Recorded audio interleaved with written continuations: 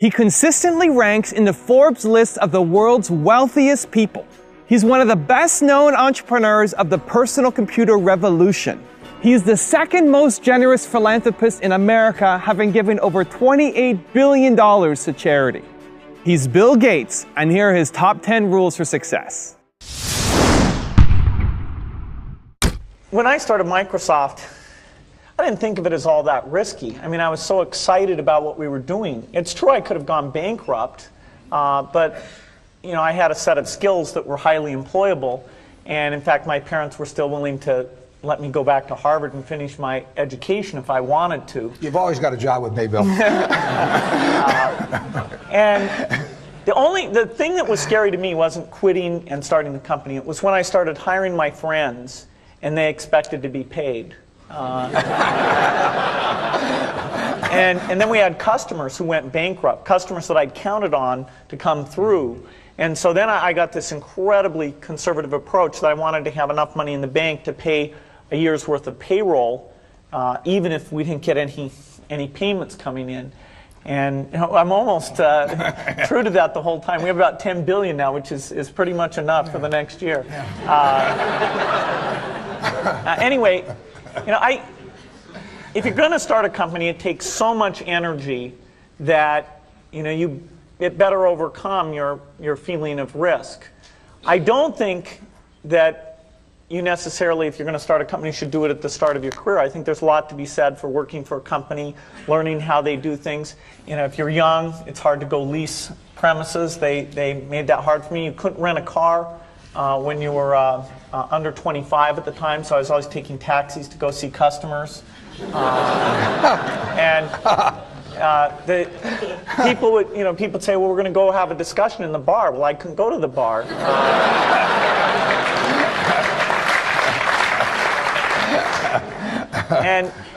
But you know, that's fun, because I'll tell you, when people are first skeptical and they think, oh, this kid doesn't know anything, then when you show them you've really got a good product and you know something, they actually tend to go overboard and they think, whoa, you know, they know a lot.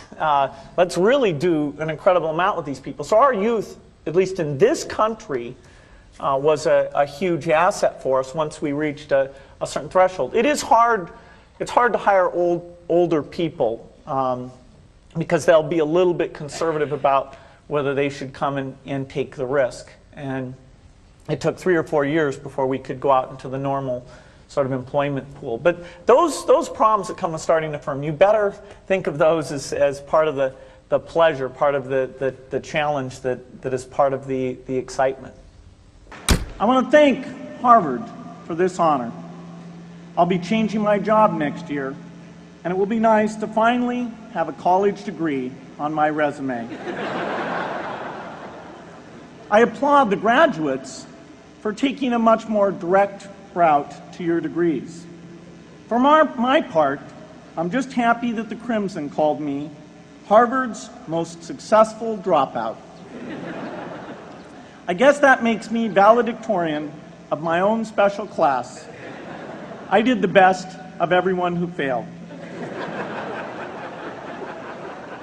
But I also want to be recognized as the guy who got Steve Ballmer to drop out of business school.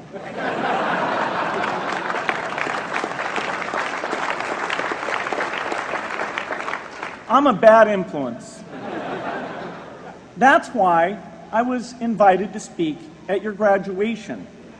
If I'd spoken at your orientation, fewer of you might be here today. I'm in meetings a lot. My calendar gets very full with those, and then at night, after the kids have gone to bed, I'm on email a great deal. I get messages during the day. That's my chance to give long responses. And then over the weekend, I send a lot of mail as well.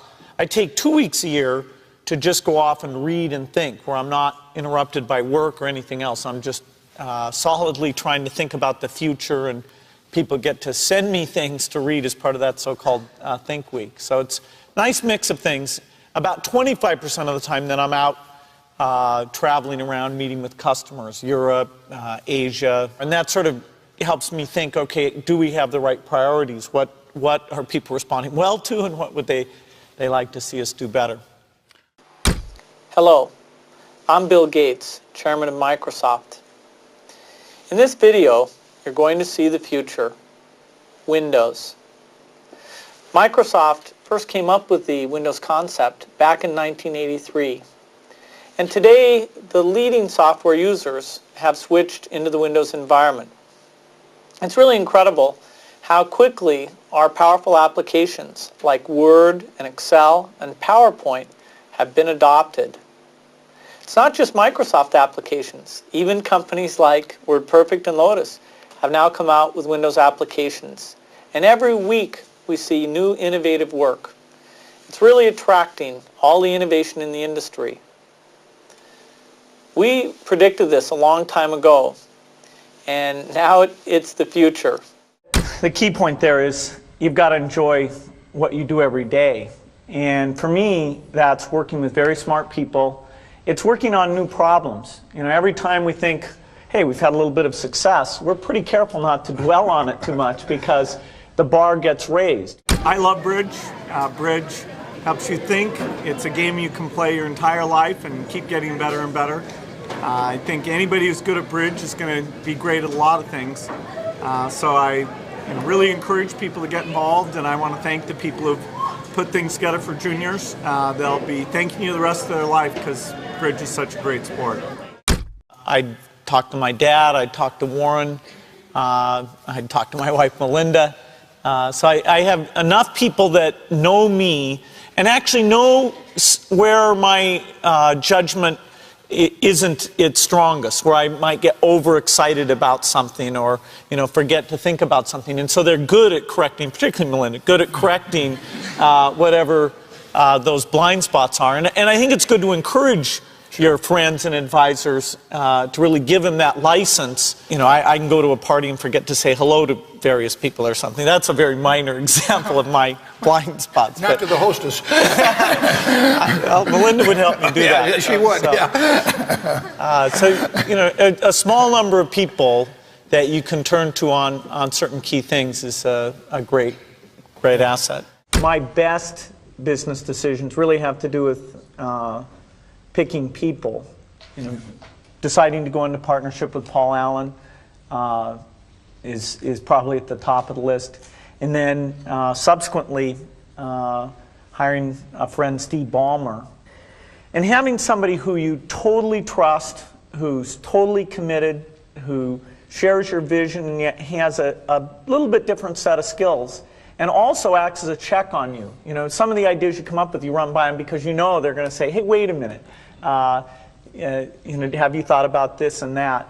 And just, the benefit of sparking off of somebody who's got that kind of brilliance, it's not only made it fun, but it's really led to a lot of success. So picking a partner is crucial. I had one habit that I developed when I was at college that was actually a very bad habit, which was I like to show people that I didn't do any work and that I didn't go to classes and I didn't care. And then at the very last minute, like 2 days before the test, I'd get serious about it. And people thought that was funny. That was my positioning, the guy who did nothing until the last minute.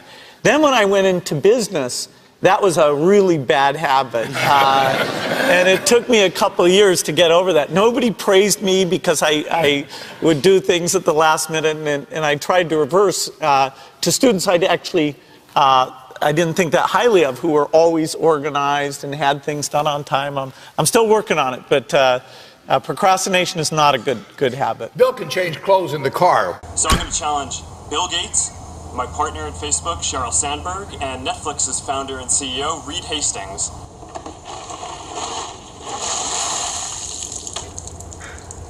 I'm glad to give to ALS. It's a great cause, but I want to accept this challenge. I want to do it better than it's been done. Been working on this, got this design. There we go. Yeah, it's going to be great.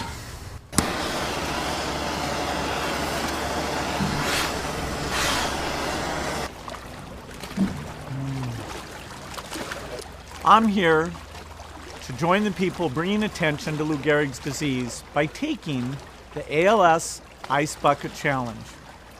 I'm going to challenge 3 more people: Elon Musk, Ryan Seacrest, and Chris Anderson of TED. Consider yourself challenged. You have 24 hours. Good luck.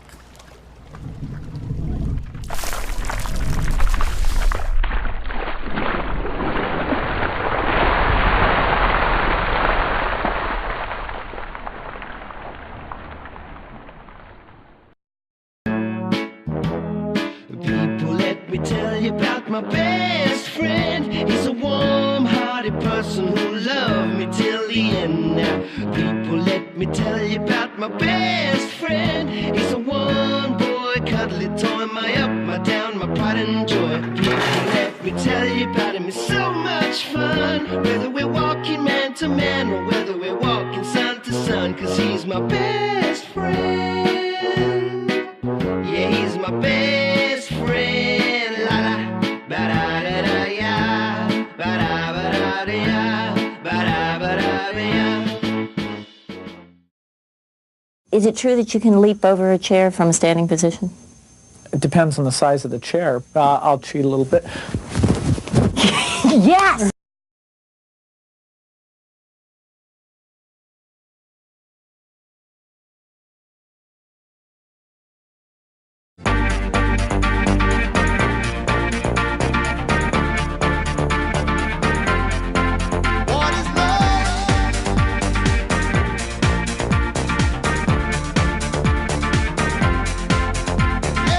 By the way, I believe in winners and losers, and especially the freedom to fail. Who? Him? Who? Him? Who? Him?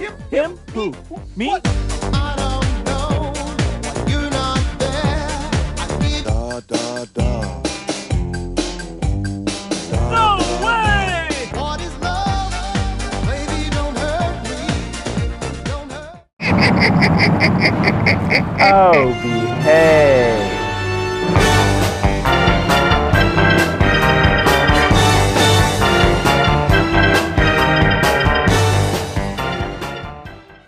Thank you so much for watching. I made this video because a bunch of you guys were asking me to. So if there's a famous entrepreneur that you want me to profile next, leave it in the comments below and I'll see what I can do.